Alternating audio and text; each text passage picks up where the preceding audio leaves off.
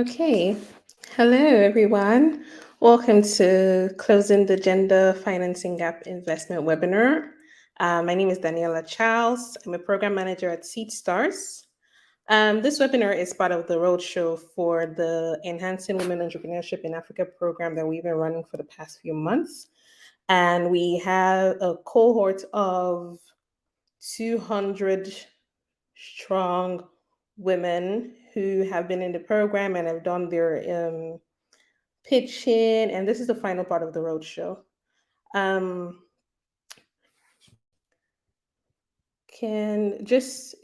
someone maybe put something in the comments to say that they can hear me, because I am not sure.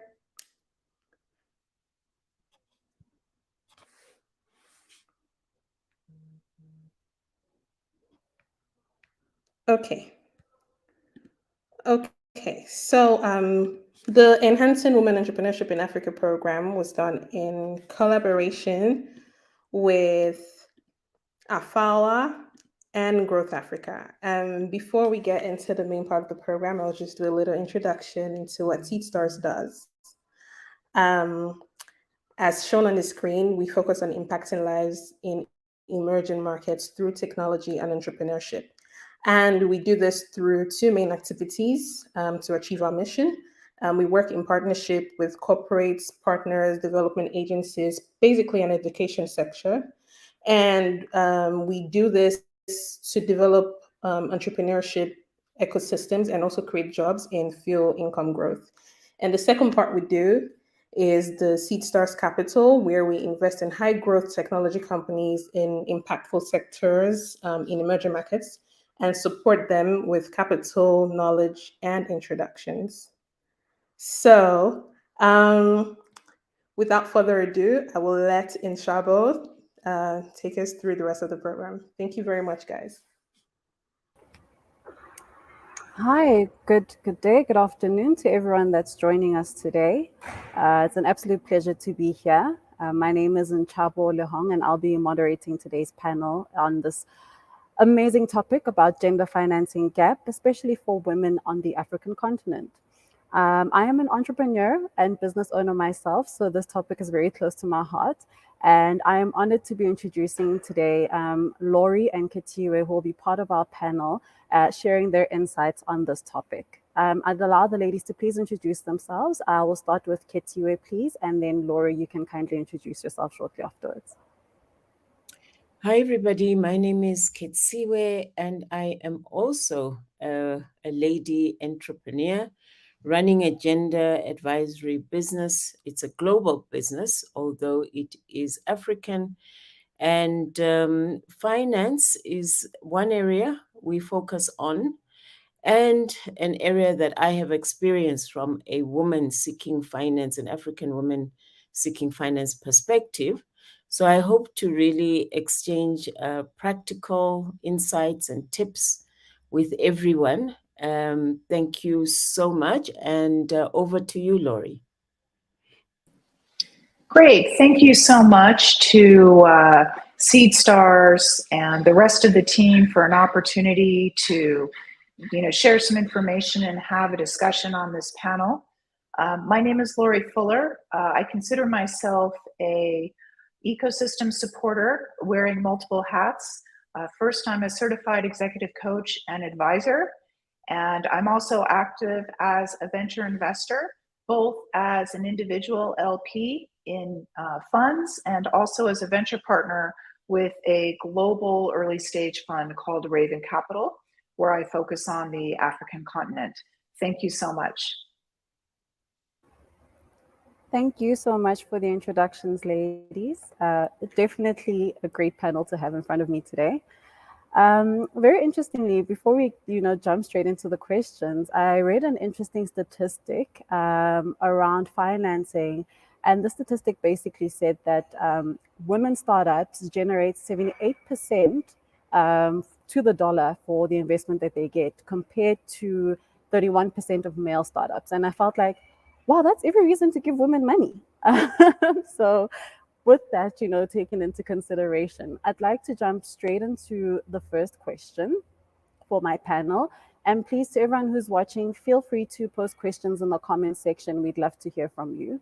And yeah, the first question to kick off this conversation, and Laurie, you can take 2 minutes or so on this question, and then Khetsiwe, you can do the same. If you can just please explain to me from your perspective and your understanding, what is the gender financing gap and why does it exist? Well, I think it's great to start there. I mean, what we know, what several studies have shown, is that dollars going to female founders often is single-digit percentages, and it gets worse as you raise more money in later stages. And so I think that why does it exist? I think that's something that we're going to explore today. The other thing I would want to just put on the radar of women is we talk a lot about the funding gap, but please put on your antenna that research has shown there's also a share equity gap as well. And what do I mean by that? I mean that for startup team members that are getting equity in the business that they're working for every one share that has been awarded to a male, a female in a similar role is only getting 0.47. And so I think when we think about financing and we think about compensation within the startup framework, I would encourage us also to be very clear and understand that this can be something that we need to guard against as well.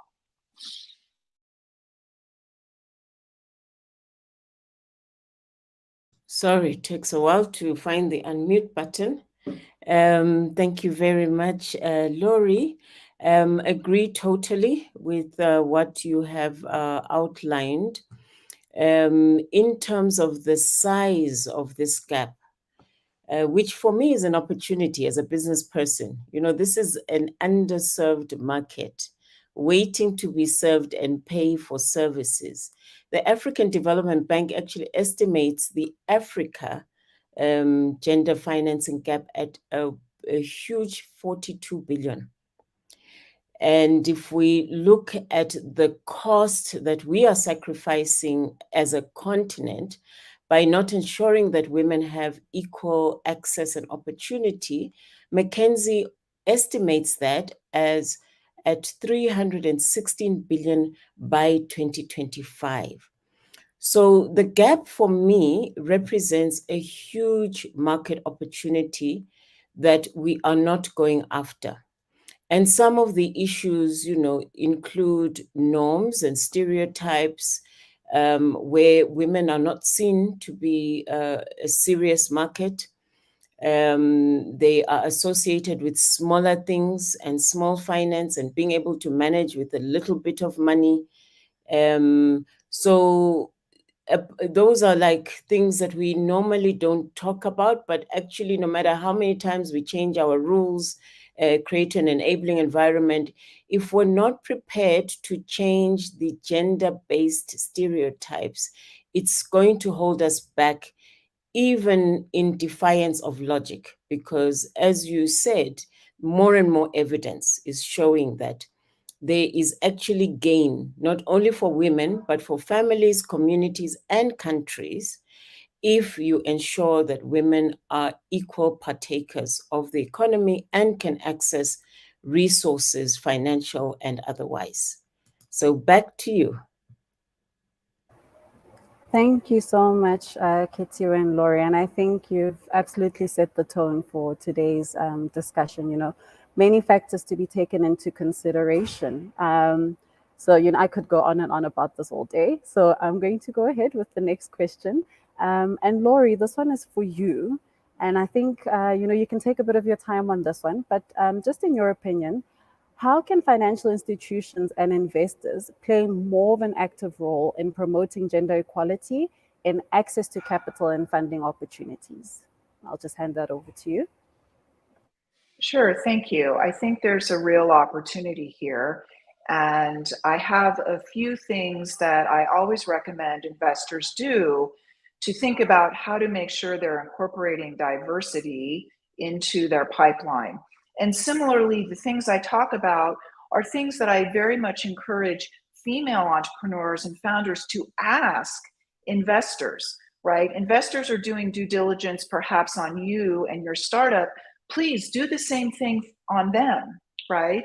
So one of the things that we talk about investors doing is thinking about, do you measure diversity at every stage of the deal flow, right? So you measure what matters, and if you measure diversity in every step, then you will be understanding what you need to be changing if you're meeting your goals.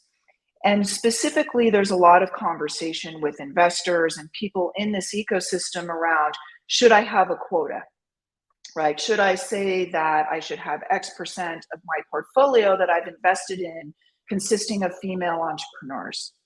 I think as a minimum, we must have a pipeline diversity quota, right? Which means of all of the entrepreneurs that meet my thesis, do I have a certain percentage that are also female founders, female entrepreneurs?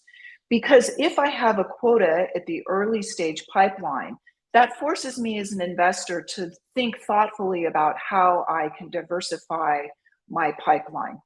And so I may think about partnering with accelerators and others that help me get visibility into these ecosystems that I'm very interested in investing in and further understanding. I think the other thing that investors need to do better is it's very monochrome, right? If we look at the percentage of women that are in venture partner, general partner roles and in funds and related organizations, it's very small. And so what happens is that our deal flow often looks like our network. And so it's very important as investors that we're very purposeful around how do we get unreferred deal flow? How do we go outside of our initial networks and look for deal flow that is more diverse in nature? And so again, as investors, we need to be very thoughtful and have a plan about how we get unreferred deal flow. Next, of course, diversity in the team matters. So as investors, I want to make sure that we have more diverse representation of resources in the fund, whether that's venture partners, whether that's GP, whether that's in the investment committee, the IC committee, if the fund has a board. You know, we need to see women represented in all of these different roles in a fund, because as we have more diversity, we bring in different perspectives, we understand the markets that we can serve better, and we also, as I mentioned earlier, will then find deal flow through our respective networks that in an aggregate is more diverse. And so I think that these are not only things that investors should be doing, that fund managers should be doing, but these are also very purposeful questions that entrepreneurs should be asking potential investors to decide if they're serious about investing in diversity. Absolutely loved your response, Laurie, and you know, just speaking to the unreferred deal flow and, you know, speaking on the female network, I actually really appreciated that comment, you know, because it has been found that women aren't as great at networking as men are, you know, and perhaps those structures are slowly coming into place now to allow for that networking. But then how do we access these opportunities if we have to look outside of our network? So a very lovely point that you touched on there. And yeah, I think we definitely should be more brave and just ask, you know, because at the end of the day, when an investor invests in your company, that is a two-way relationship. They're not only investing in the company, but it's the team as well. And, you know, asking these questions does form part of the shared value. So absolutely appreciate that. So on to my next question, and this one is going to be for Khetsiwe. Are there any specific policy measures or regulatory frameworks that can be implemented to encourage gender-responsive financing practices? Thank you very much. I'd also like to jump in on the point you were just discussing with Laurie on networks, and really indicate that, in my view, women are very good at networking.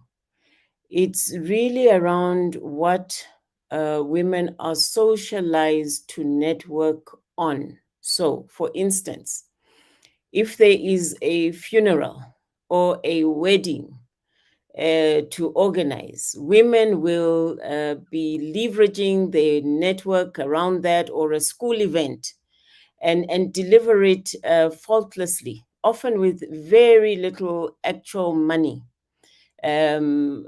But when it comes to large multi-million deals, then women are no longer anywhere to be seen. And it's a room full of suits a lot of the time. So it really goes back to my point that these gender-based stereotypes can really hold us back, even where we have those skills, because applying those skills in a multi-million context would get you multi-million results. Applying them to a wedding just gets a marriage done. So back to the question that you asked me. I still remember it, specific policy frameworks. I think that Africa has some of the best policies and frameworks in the globe. So if we look at the African Union, the Agenda 2063, what it's trying to achieve, the inclusion of women and young people in its sixth aspiration, the whole free continental trade agreement movement that is trying to ensure that we have free-flowing money and trade throughout Africa. There's even a flagship program around an African bank. So our problems are not actually rested, in my view, in good policies and frameworks. Where we fall short and where we need to do a lot more work is translating those policies, commitments, and frameworks into results that count for all citizens, including young people and women. If you put young people and women together in Africa, they actually represent 70% of Africa's citizens. They are the majority of citizens. So if governments want to be serious about serving their citizens, they should be focusing their policies and frameworks on inclusion. And we did a study actually for African Union that showed that the more inclusive financial policies were in countries, the more they were able to reach more women. So just by being inclusive, not only do you reach more citizens, remember women and youth are the majority, you also cover the minority, which are men who are not young. So that's my plug, rather than be experts at creating good policies, let's be experts at implementing them so that we get the results that we need as a continent to grow and achieve our ambitions of the Africa we want.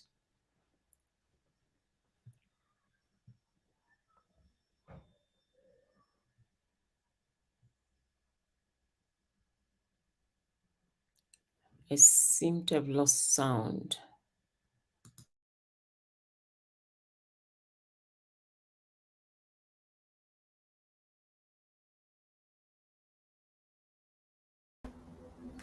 Yes, it seems like Nshabo's net has, but she's back. So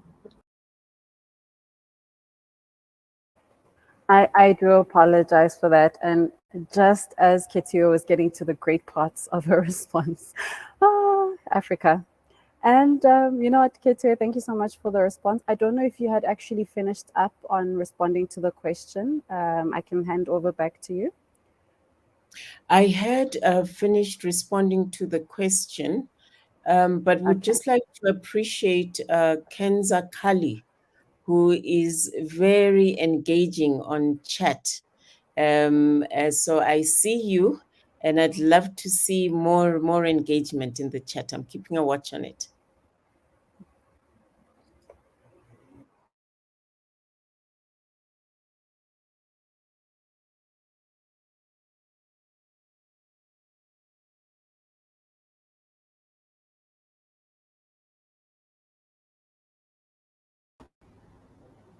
Okay, so since Nshabo's network has again gone away, I think we can move on in the program. We can answer one question from Kenza.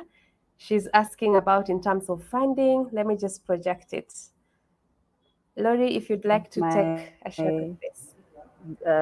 So it disconnected me. So it's okay. That's why I tried buzzing you.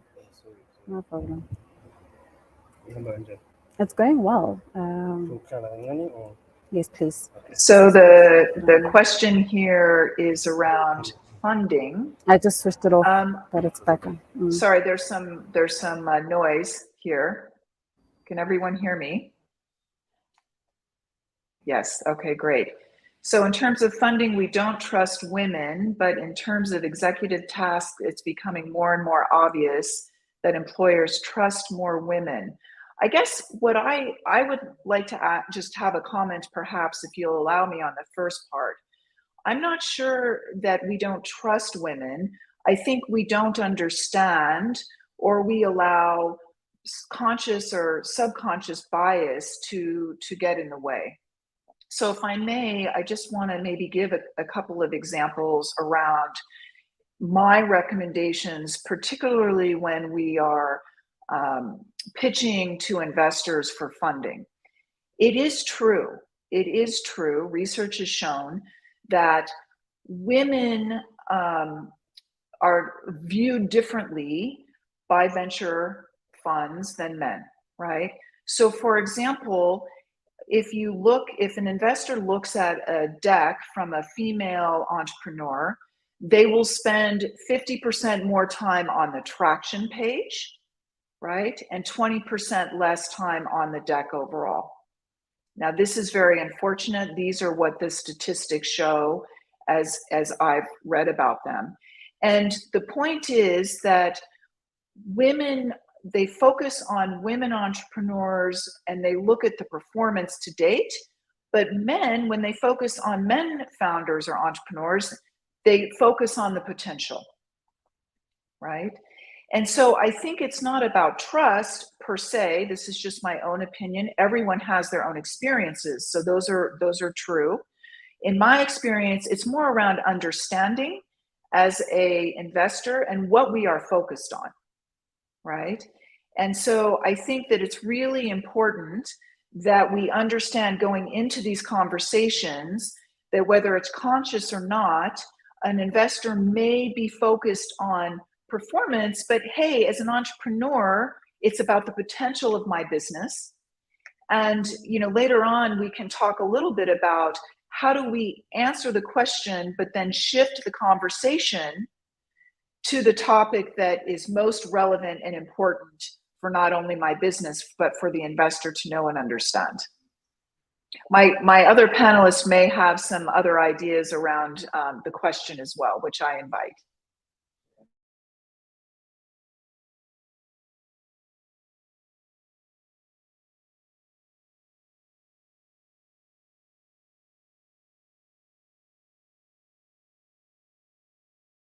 It seems like Khetsiwe's internet has also... It might just be the two of us. Interesting. It might just be the two of us. So the best part about this is we have a few questions. So I will just go to the next question with you, Laurie, and you can perhaps answer it. And the question is, what steps can individuals and organizations take to foster a more inclusive and supportive ecosystem for women entrepreneurs? So is there any steps that organizations can take, and what are these steps? I think that when we talk about this from an investment perspective, it's really about creating and solidifying the community. So there are so many different players in the ecosystem. How do we make sure that we are leveraging each other? So it goes back to this idea of, if you want to invest in more diversity, you build partnerships with accelerators that have companies that represent the diversity that you're interested in, right? And so I think it's really about formalizing partnerships to help you achieve your goals, because often we can't do it alone in isolation. And so that, I think, is quite important, because we have many different funds that are gender lens focused. We have accelerators, and congratulations to the entrepreneurs that just went through the program here. And so how do we make sure that we formalize partnerships so that accelerators know about the funds know about the accelerators, other organizations that are focused on promoting and supporting gender, that we know about each other, and we're formalizing these partnerships so that we all benefit.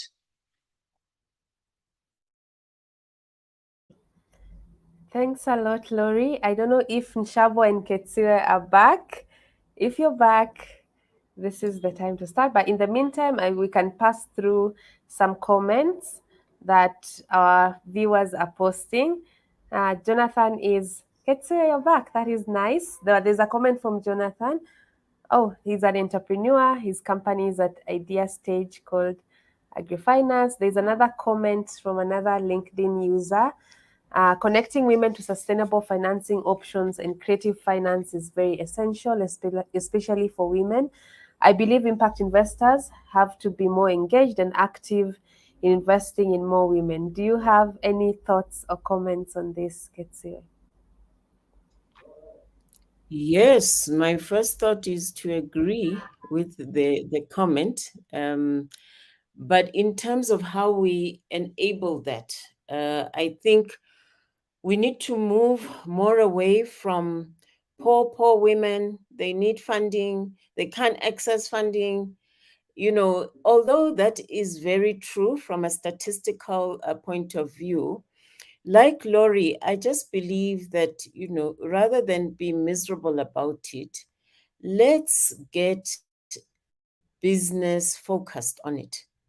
You know, when people understand that they can make money, they can make differences in people's lives. When we present the data, evidence, and we pitch it in a way where, you know, the actual numbers and case studies, then I think we get more people on board than if we tell a story of woe. It's a huge market. It's untapped. I don't know actually any, you know, segment of the market that's as untapped as women and young people combined from an access to finance perspective. So that would be, you know, my suggestion, that let's really get much more business focused, and then we will persuade more people to go after this market. Thank you so much, Khetsiwe, for responding to that comment. And thank you, Laurie, so much for responding to those questions from the chat. And again, thank you for your patience with my connectivity. So if there's no more questions in the comments, I'm going to go on to the next question. And Laurie, this one is for you. If you can just answer this for us, what steps can individuals and organizations take to foster a more inclusive and supportive ecosystem for women entrepreneurs? So I remember you did mention, you know, part of the due diligence, asking about the pipeline of diversity. So I think maybe you can just segue on from the point you were making earlier. Sure, thanks for asking. And maybe also I can build on the conversation around, you know, really taking the business focus and making your conversation business first. And I can give an example around how a female entrepreneur can respond during a pitch to certain questions that may come up, right? So for example, you know, if we understand and believe the data, investors will ask men questions around potential. And so the question will be, how are you going to become the next billion-dollar startup? Because for a venture investor, it's the power law. We invest in every startup with the expectation that there will be one or two that will pay back the fund. So we're looking for very significant growth and opportunity. Now, similarly, women sometimes in these conversations are asked more about protection or prevention.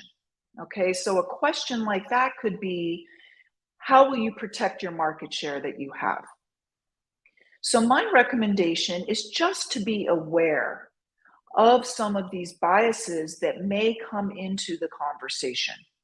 If someone asks you a protection or a preventive question, you can answer that question, but then answer the question that they did not ask, but they should have, right? So as a female entrepreneur, if they ask you how you're going to protect your market share, you answer that, but then right away you launch into why my company is going to be the next billion-dollar startup. You don't wait for them to ask, you tell. And you tell with confidence, and you tell like you deserve, because you do deserve a seat at the table in that conversation, right? So a lot of it is, yes, we need organizations and other relevant stakeholders to put in policies and to be thinking about this. But we also, as female entrepreneurs, in my opinion, need to take control of opportunities and redirect people when we find that they're not asking the right questions or the questions that we want to answer. Thank you so much for that, Laurie. And I love the points that you touched on just, answering the questions that they should have asked. Because also, if we think about it, and I learned this quite recently, there's a very key difference.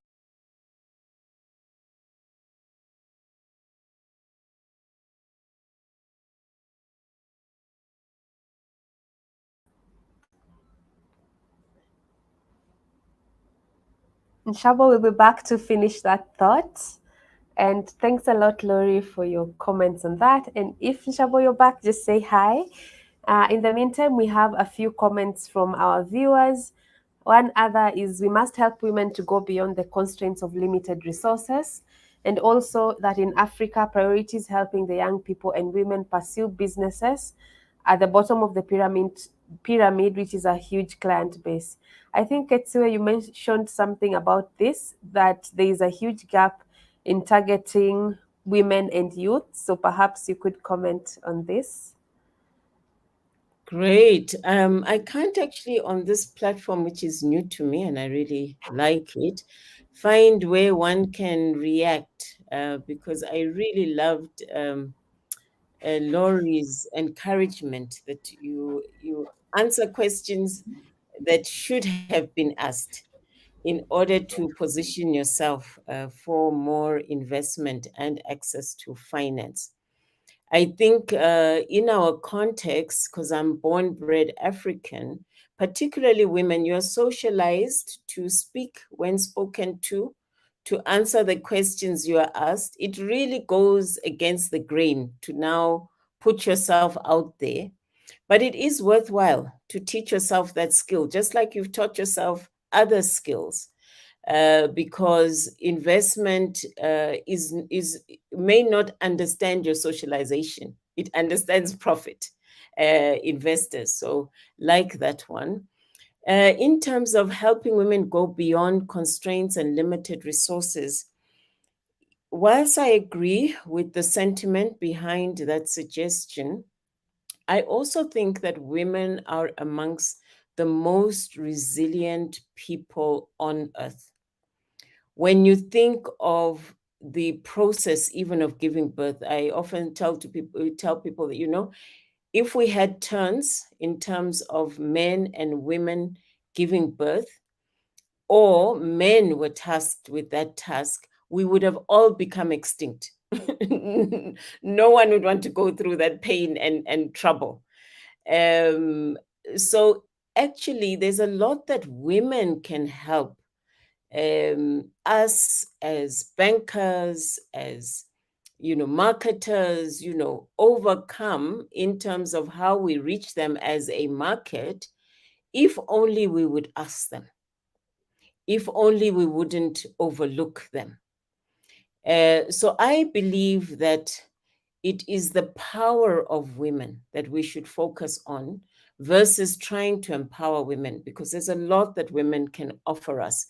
And once we have that perspective, then things start to change and shift. And the women are not at the bottom all the time. There are quite a few case studies now of women doing multi-million deals and everything else. We need to tell more of those stories as well to change the stereotypes, the way we talk, and the way we refer to what women do is almost a self-fulfilling prophecy. So we also need to change our own language and stories is my belief. Cultural and religious barriers are something else that is really problematic. But we have found through engaging with private sector that some of the ways of getting past cultural and religious barriers is to actually look at people's relationships. There is no father that doesn't want the best for their daughters. There are fewer and fewer men who don't want the best for their wives. So being able to bring in men as allies rather than isolate women, and it is also something I think can help us get past cultural and religious barriers, because cultures are not static. We can change them. It's just that all people need to agree and all genders need to agree that we need to change them. So stopping there, back to you, Sheila. Thanks a lot. I'll push it back to Laurie to answer this as well. And it's a question that quite a number of people are talking about in the chat, you know, the cultural implications, the religious barriers that sort of affect women from achieving their true potential. What do you think, and exactly how can women get over this? Well, I don't know that I can speak specifically to all of those, in that it can be quite personal, but I'd be happy to quote some research that has been done that illustrates how women might think differently from men.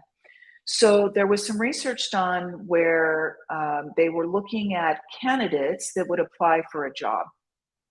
And what they found is that when women would look at a job opportunity, they would say, okay, here are all the requirements, A, B, C, D, E, F, et cetera, et cetera.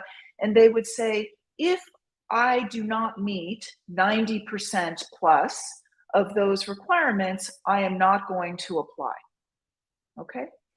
Then when men were asked to do the same thing, evaluate their fit for a job, they would look at all those requirements and say, if I can do 50% now, I will learn 50% on the job, I will apply, right? So what does this mean to investing and getting investment? My point would be women who are running businesses, running startups that are looking for funding, build relationships early with investors.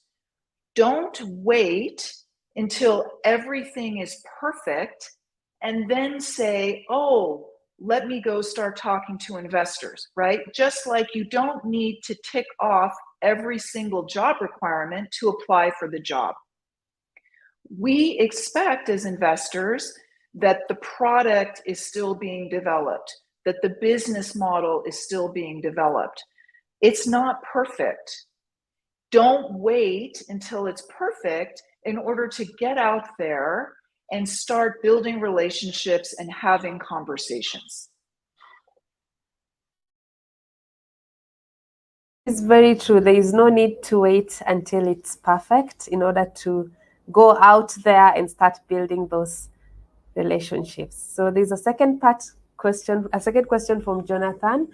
If there's a role value chain finance can play in addressing the gender financing gap. Your thoughts on this, Laurie?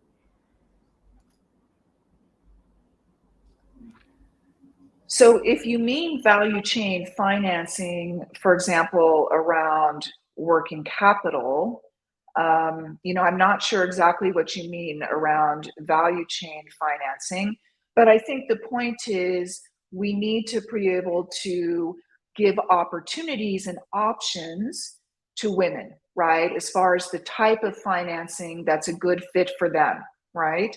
And so part of that comes back to, do we understand all of the investors in the ecosystem that view investment or financing with a gender lens? And have we developed formal partnerships? Because the more options we have as women entrepreneurs, the more likely that we're going to find the right fit. And again, the right fit is not just what the financier thinks of you, but you also have to agree that this financing, this fund, whomever it is, these individuals, they're the right fit for me.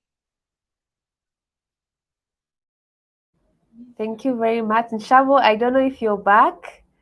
There's a two-part question here before we go on to the rest of the questions you had prepared. So, Hi, Sheila. Yes, I am actually here. I've just decided to keep my camera off for now whilst I resolve my connectivity. But if you don't mind, I'd like to just comment quickly on one of the responses that Laurie gave to the questions. I believe it was about the gender financing and the question before this one. And now I've lost my trail of thought. So let's continue, and then I'll make my comment as soon as it comes back to me. Was it the value chain one? Finance value chain. all right. If it's not, and while you're thinking, I think we can go to this second part question. Khetsiwe, if you'd like to answer this, is there a difference in how accelerators measure impact for women-led ventures versus the men-led or owned enterprises, especially in Africa? And which metrics should women-led enterprises focus on when creating value for society and pursuing sustainable investment? Any thoughts on this? Okay, thank you very much. I would also just like Ntshabo want to comment on the last question, the value chain question. Maybe from the perspective, because like Laurie, I wasn't clear what the question was asking, so I will make it the question I want to answer, like she advised before. Now, if you look at a value chain for finance in terms of its products and services from micro to capital markets, there's a whole plethora of customers who happen to be female in that value chain. And being able to analyze the value chain as a business, whether you are at the micro end or the capital market end, will be what will really help you go after and win that market. So I regard it as a very big part of addressing the gender finance gap, because one, you start seeing the untapped market, and then you can size it.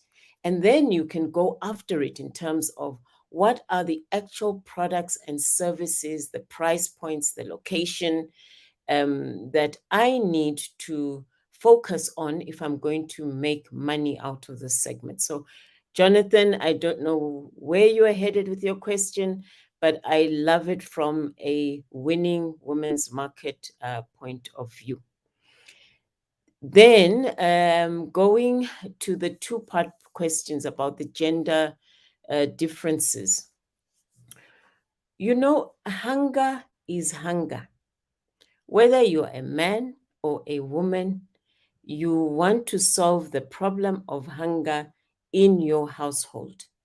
So I believe that the impact indicators are the same if you're looking at making sure people have the basic needs covered.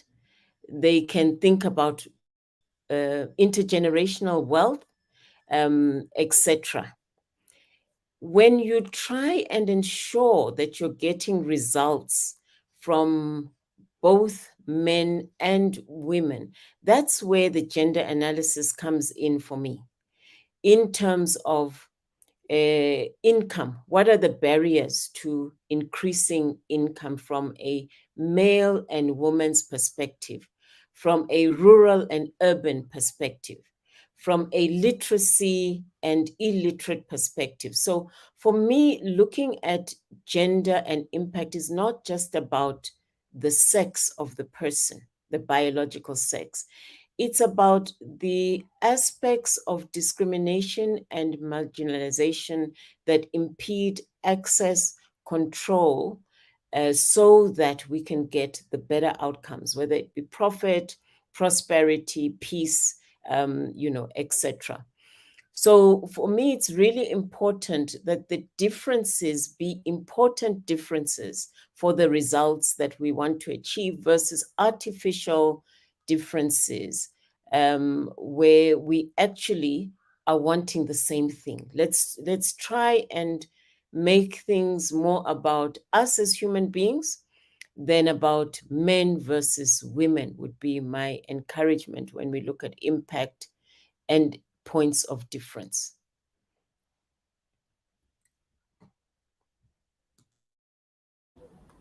Thank you very much, Khetsiwe. I really love that answer. And I was just thinking the same, being a program manager at Seedstars, like we do not have specific, impact measures for women-led ventures, but rather impact measures for all SMEs that are taking the program, right? So there wouldn't be a specific way to measure impact for women-led SMEs and then another specific way to measure impact for the men-led SMEs. Like you said, hunger is hunger.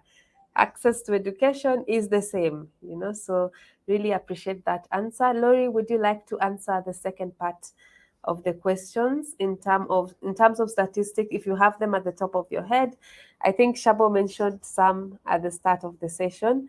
However, which sectors are women-led enterprises thriving in Africa? And then the second one, which is how many women-led ventures do receive funding in comparison to the men-led ventures in Africa and Asia?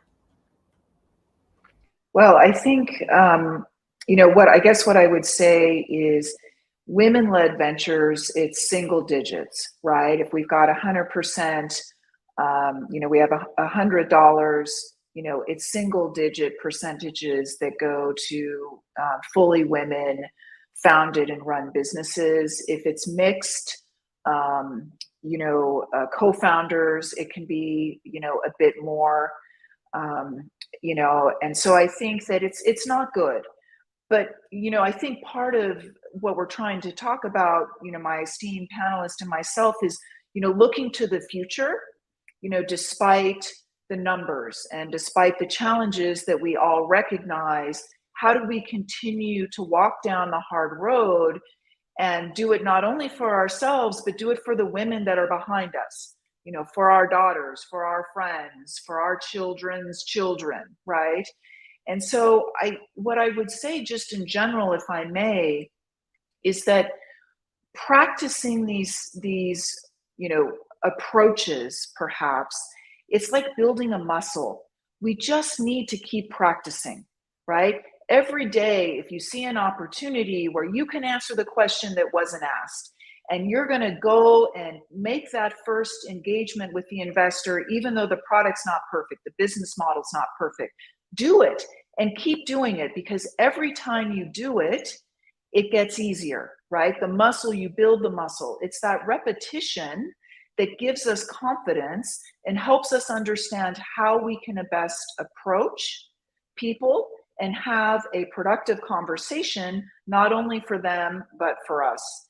And then I think one other point, if I may, and again, I realize I'm not answering exactly this question, but one other point I wanted to make is I do work with many women, and they say to me, Laurie, I'm just not comfortable with finance.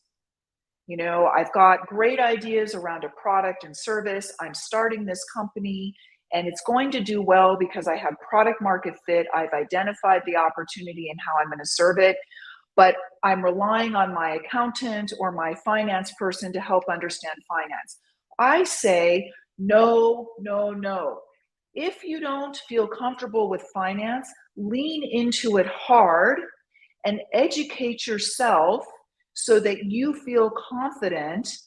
You can sit at the table, you can talk about the numbers, and you can articulate how the numbers tie to the growth and strategy of the business. So it's really, really important when you don't feel confident, when you feel like there's a knowledge gap.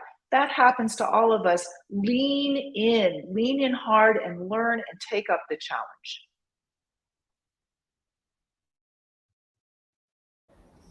Thank you so much for that comment, Laurie and Khetsiwe and Sheila.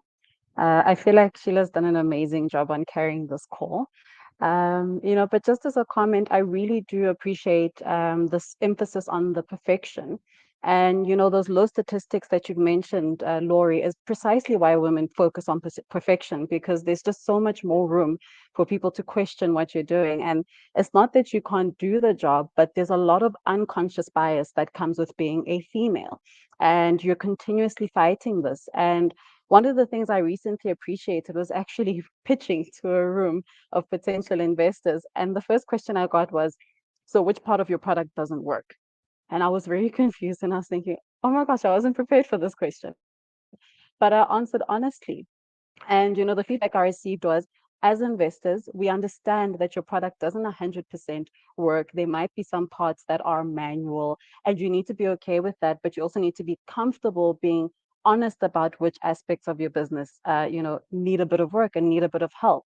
And I feel like as women also, that's one thing we struggle with. We're so ready to help the world, but we ourselves can't acknowledge when we need to ask for that help, or when we sometimes need to just learn a little bit more, as you highlighted, dig deep into the finance if that's where your weak point is, understand it fully. So definitely appreciating all of the comments and feedback on that, ladies. Thank you so much.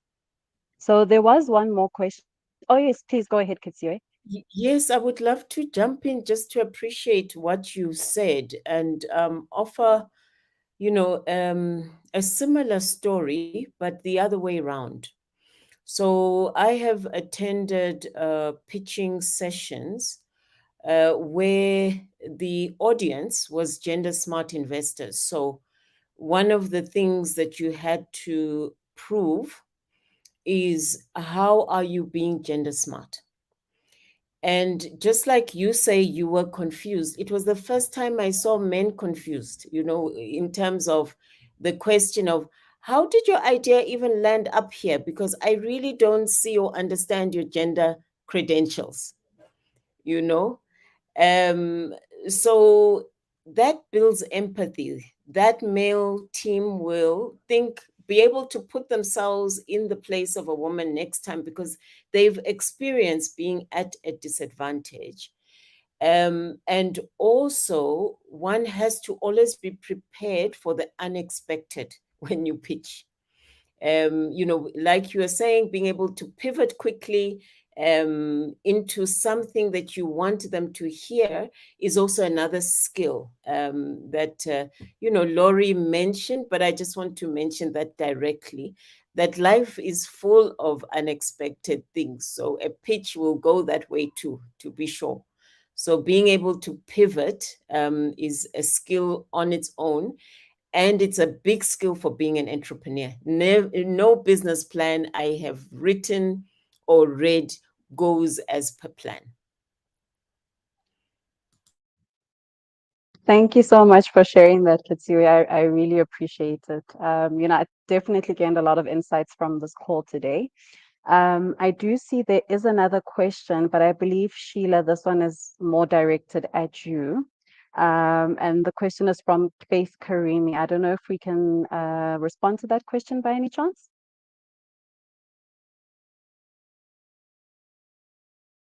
Is it possible for Seed Stars to train women on these areas of capacity, even when there is no pitching competition? So the answer to that is yes. We do have very many programs that are targeted at training women and helping them to be investor ready. The Enhancing Women Entrepreneurship in Africa program was one of them. Pitching is usually optional, so you decide if you want to pitch before investors or not. But the idea is when we give you access to the investment readiness portal, we give you access to mentors, we give you access to the mentorship hub, and a lot of these things are usually self-paced. So it means that you as an individual, you as an entrepreneur, have to have the willingness to actually take those courses, the willingness to actually, go through the mentorship hub, access your mentors, get in touch with them, reach out to us. So a lot of that follow on, you as an entrepreneur have to be willing to do a lot of the work in order to get that training that we offer. So the short answer to this is yes, we do offer this training on these areas, and we have another cohort that will be starting in September. So of course we are going to be advertising this and also reaching out to you in order for you to apply and join the program. Can I jump in as well, Sheila, on that one? I think it's a great ask. The other thing we can consider is tricking ourselves into being what we what we want to be. So I want to be a good pitcher. I'm not a good pitcher right now. That's the situation. There's a gap. I have noticed that if I move away from me being the pitcher to me pitching for my husband, kids, grandkids, I'm totally different. I'm assertive because I'm so used to doing things for them. So sometimes you can actually just shift something in your mind so that you look like the confident pitcher. And then, as you develop the skills and practice makes perfect, you will get there. But sometimes you are your own worst enemy in terms of the stories you tell yourself in your head, and then not using your strengths, not observing where you perform best in terms of pitching and whatever. So just wanted to add that 2 cents as well. Thank you so much, Khetsiwe, for that comment. And, I think it was mentioned earlier in this call, but the power is in women, and I find that when it comes to pitching and, aligning our business proposals and decks, and when we enter a room, we tend to lean a lot into masculine behaviors because we think that that's what's needed. And really, we just need to find the power within ourselves and that confidence, because negative self-talk is the one thing that really limits a woman's potential. In fact, negative self-talk before a pitch is already 50% of the no. So you go into there, you have this low confidence, you know what you're talking about, but you can't put it forward as accurately or as clearly as you need to. And already investors, you've already now confirmed that unconscious bias that they have sitting across the table from you. So really appreciating all these insights. I am aware that we're fast approaching our time. So can I please ask for closing comments? Maybe we can start with Laurie and then Khetsiwe and Sheila, then we can end with you as our lovely program director. Well, first, I would like to again thank Seed Stars for the opportunity to have this important discussion, and congratulations to those women that just finished the program, and thank everyone who joined and all of your interesting and very relevant comments. There are big gaps. There's a long road ahead. We know that. How do we think about ourselves? How do we change our mindset? One of the things that has stuck with me for so long was when I was working with a female entrepreneur, and she would go to conferences and she would do networking, and she would say, "Laurie, I'm always the only female in the room." And what she did is, instead of saying that's so uncomfortable, she said, "I'm the most interesting person in the room. I'm the most interesting person in the room because I am different. And everyone wants to know what I'm doing and why I'm there. And they want to know because I'm the most interesting person." So if we can think about ourselves as the most interesting person in the room, right? Does that, to the earlier point, kind of trick us into thinking, behaving, communicating differently, and enjoying the process a bit more?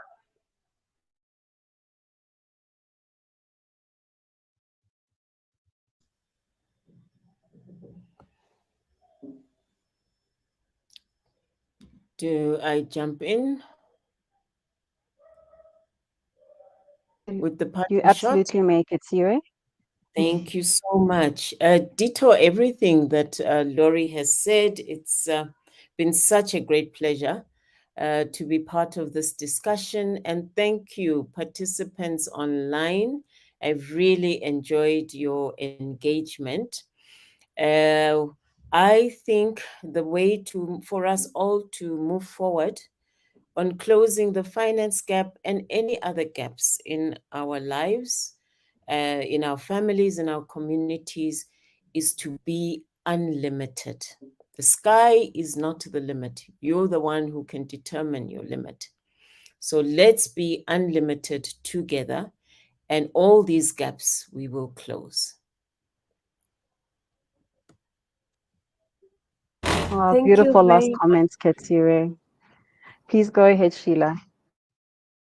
Thank you so much, Ntshabo, and thank you, Laurie. Thank you, Khetsiwe, for your very engaging conversation, the different insights. The comment section has been very active, and we always love that. So thanks a lot for coming to this webinar. I know it's been short, but we like it short and very sweet.